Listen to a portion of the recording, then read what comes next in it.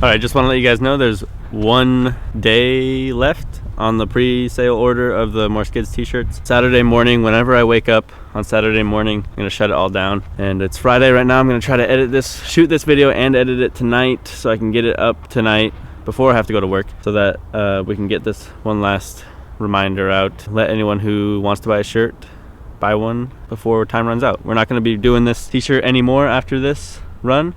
Just gonna try to keep things interesting with different t-shirt designs. We're probably gonna do one t-shirt release every month or every other month, something like that. Keep things fresh. But yeah, just want to let you guys know before this video starts, today and tomorrow morning, depending on when I wake up, is the last chance you have to buy one of these t-shirts.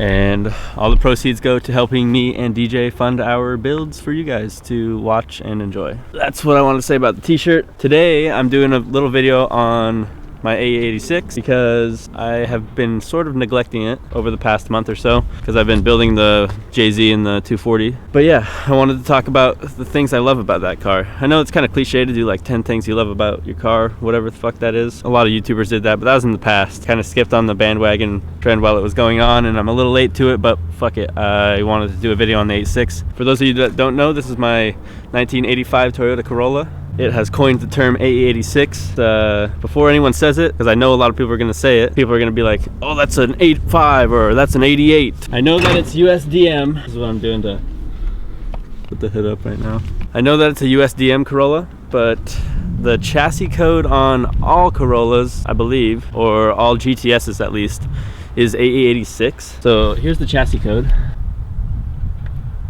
Right there on the VIN number, it does say AE88. You can kind of see it there. So yeah, it's a AE86 chassis, which is basically what defines the car in the first place. I know that it's technically an 88, but technically it's a Toyota Corolla, so I think we can stop arguing about that, or I guess we can argue about it. So feel free to say whatever the fuck you want, but for now I'm gonna call it, actually forever, I'm gonna call it my AE86 because that's what it be. On to the 10 things I love. Let's see, I'm doing this on the spot. So number 1, I love that it's not a PT Cruiser. But for real, like, I love the body style of the car. It's definitely a Corolla, like, that's why it's sick, is because it's just a Corolla, but like it's a super sick looking Corolla.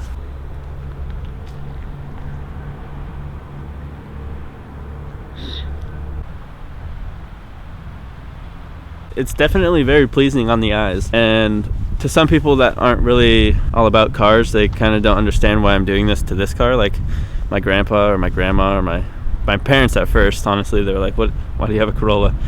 Or why are you buying this shitty Corolla for $2,000? But yeah, number 1, the body style is a beautiful thing, and I think most of you guys can agree.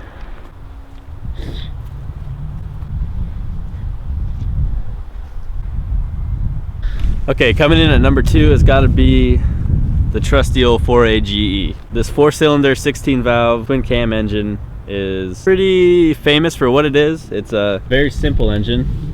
As you can see, there's not much going on in here, and it makes it kind of fun to work on. There's definitely a lot you can do with this engine. Like, a lot of people do individual throttle bodies. I don't think many people do turbos, but that's beside the point. It revs pretty high. It redlines, or it starts redline at 7.2 grand, then caps at 8, which is pretty dang fun when you're getting up there in the revs. And let's see if we can check out what the rev limiter on the PT Cruiser is at.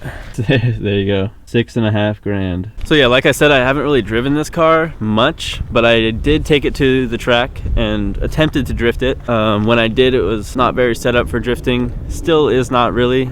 I was trying to run on these fat ass wheels and tires because it was raining and I thought it'd be fine, but that didn't really go so well.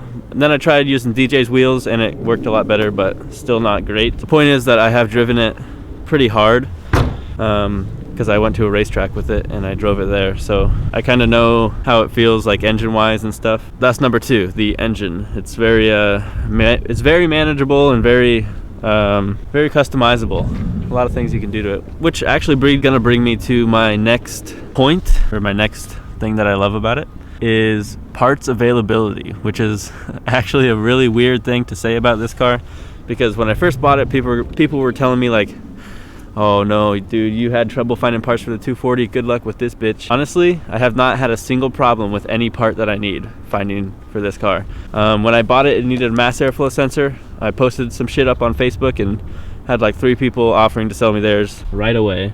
There's that. Interior, I'll throw in a clip of how this car looked before I bought it, or when I bought it, and show you guys all the shit that I had to do to make the interior look back to normal. And all of this stuff I found easily. So I'll just let the video do the talking. Like, yeah, dude, it's sick, hella clean. I feel like I'm gonna get electrocuted soon. So the people that stole everything out of it just ripped everything out. Like, they didn't try to save anything. Fuck. Dude, I guess missile then. No, dude, I'm gonna rebuild it. You will rebuild it? I will rebuild it. Dude, you know how hard this might be possibly? I haven't Googled it yet to find. You're a hater. How do I adjust this seat? You just move it up. Perfect.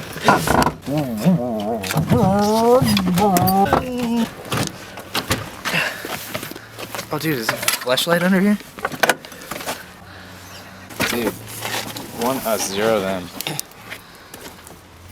The people who stole the car just ripped everything out of it. Wild cherry air freshener. That looks like it's from like when the car was made. That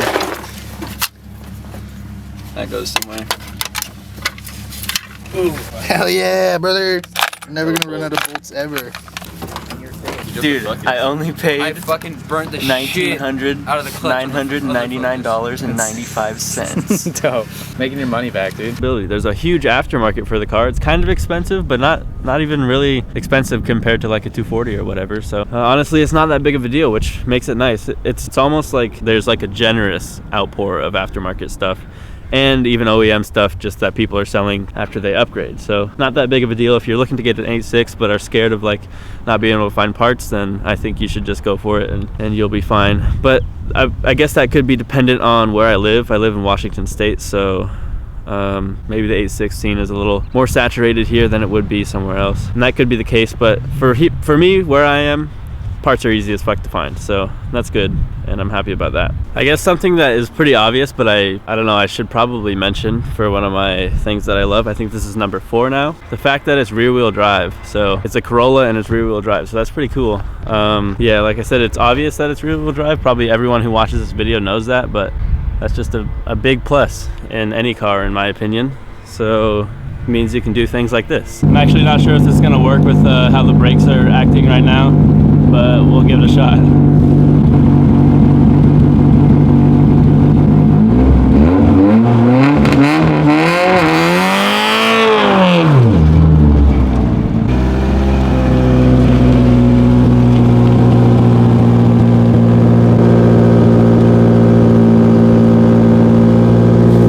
Yeah, so that did not work. I kind of figured that would be the case, but you get the point. So yeah, that brake stand didn't work, obviously, because my brakes don't work. Maybe if I had the smaller tires on the back, smaller wheels, it might have worked, because I get a little bit of brake pressure, not very much, definitely not enough to hold those big fat grippy tires in one spot. You guys get the point. Rear wheel drive. It's I don't know, maybe that's 0.5 or something. So yeah, on to 0.6, I think is probably the interior. Talked about the outside of the car, but I want to talk a little bit about the interior because it's super nice and I really love the look of it. I'm gonna go grab a trash bag to clean it out a little bit because it's not presentable at the moment. Okay, on to the interior of the car. I just cleaned it up a little bit. About the interior. Going back to my parts accessibility reason I love this car. You can see that all the interior panels are aftermarket. So those were purchased from Techno Toy Tuning. You know, since I got a Corolla, that I got Ella Techno Toy Tuning stickers on deck, on dash. But yeah, Techno Toy Tuning is like a really big supplier of parts, aftermarket parts for the 86, so if you wanna check them out, you can if you got a Corolla yourself. Inside the car, you just feel good behind the wheel of a AE86. All the controls are at your fingertips. Doop, doop, doop, doop. It's not very complicated at all, which is one of the pluses about it. It's just super simple, straight to the point, and there's no stupid bullshit that you have to worry about. You got the heater settings here. Sometimes you got a radio there, headlights and wipers that I think yeah, they work, but not when the car's off. So glove box, where I threw some of the shit that I had in here cluttering up the place. Another super big thing about my interior personally with my Corolla is these Garage Moon Power floor mats that my girlfriend gave me. Thank you, Michaela. Are quite the popular item in any video that this car is in. When you see those floor mats, at least 5 people ask where I got them. So Garage Moon Power, I'll have them in the description if you want to check out their floor mats. And they make some other cool stuff, some cool stickers and things like that. I think they got some new floor mats out too. They have one that's like a, you know, the green tea on Arizona cans. It's printed like that, which is super awesome. I think I might buy it for the 240. So yeah, that's what those floor mats are. A lot of people always ask about those. So Garage Moon Power. And tell them I sent you if you buy something, because I'm sure I've given them a lot of business from these videos. Yeah, that's about it for the interior. There's one thing in the interior that I want to make a whole separate point, like a whole nother topic that I love about the car because it deserves it. And that would be point number 7, I think. I'm sorry if I'm getting these fucked up. But this is a lumbar support bulb thing. This is a GTS seat that I'm sitting in right now. These are SR5 seats, but the GTS seat was given to me by DJ when he bought his Corbo seat. But it's just super funny that they have lumbar support pump. Not many cars have that. You can see maybe, I don't know if you can see actually, but then if you want to release all the air that you pumped into your lumbar, then you just push this button, then you can pump her back up. So yeah, lumbar support. Also, back on the topic of the interior, there's this carpet. That was also an aftermarket thing that you can buy. Oh, and I got this drift button that a subscriber gave me. All right, moving on to point 8, I think. I might be already on 10 or something, but we'll see. Gotta be the pop-ups.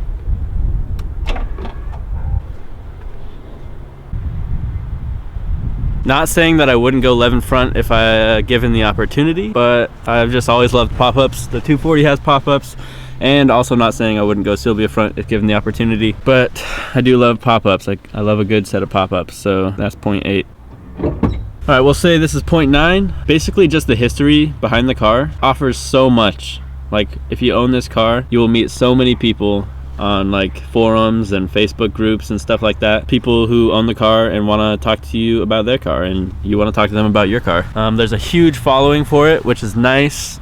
That kind of helps with the parts availability thing. Like, a lot of people own this car. There's a lot of people who try to modify this car, so there's always going to be OEM parts getting sold off to people who need the OEM part, because they're the original person selling the OEM part is buying aftermarket parts. So it's kind of a circulation thing like that. And yeah, I've met a lot of people who own 86s who are always down to help me out, and I'm always down to help them out if a situation arises. And yeah, it's just a very nice community, the 86 community is, which is very, what's the word? It's very refreshing in a car community that is not very acceptive or friendly. So yeah, that's a huge thing actually. One of my favorite things about this car, I've met so many people through this car, and even through YouTube. Like, YouTube has brought me closer with a lot of other people. So yeah. How's it going? Good, how are you? Good. Yeah, he was old. It's a bummer, but I saw what you wrote on my mom's thing. That was nice. That was the neighbor lady over here offering her condolences about my dog that passed away yesterday. Timber, a lot of you guys know him from the videos. He passed away yesterday, which was super unexpected, kind of. He was very old. He was a 13-year-old dog. He definitely didn't look 13. I bet a lot of you guys did not know he was 13, but yeah, that's how old he was. And yeah, he's gone now, so no more Timbo in the vids. He's fine. I posted a picture of him on Instagram and was like, rip to my Doge. Somebody was like, now he's finally able to visit his loved one who never came home from the war. So that was nice. But yeah, rip Timbo. Hope you're resting easy, buddy. But anyways, the community around this car is great. So that's point number 9. Let's go with point, what I love about this car, number 10. I want to say like how it handles and stuff, because I know that it's a good handling car. And I've driven it on the track a couple times, but I haven't really taken it on back roads or anything, just because it's not registered and I will get in big trouble, and it's not very worthy of driving yet. I guess I'll say it has taught me a lot about cars. I had the 240 before this car.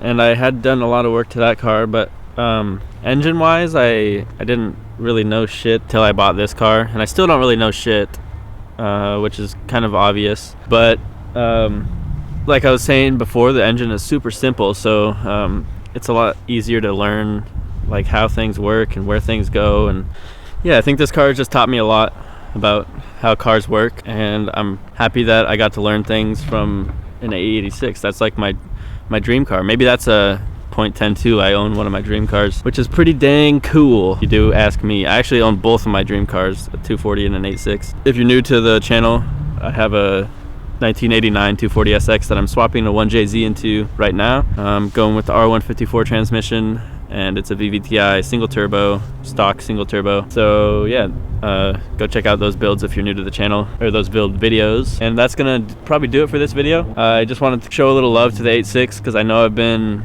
working on the 240 so much lately, and sorry it's not registered yet. Life happens, shit happens. I can't always do what I exactly want to do, but actually I just got a lot of time off work, so I'm gonna be able to be going to a lot more events this summer. I'm gonna be able to be doing a lot more work to my cars this summer.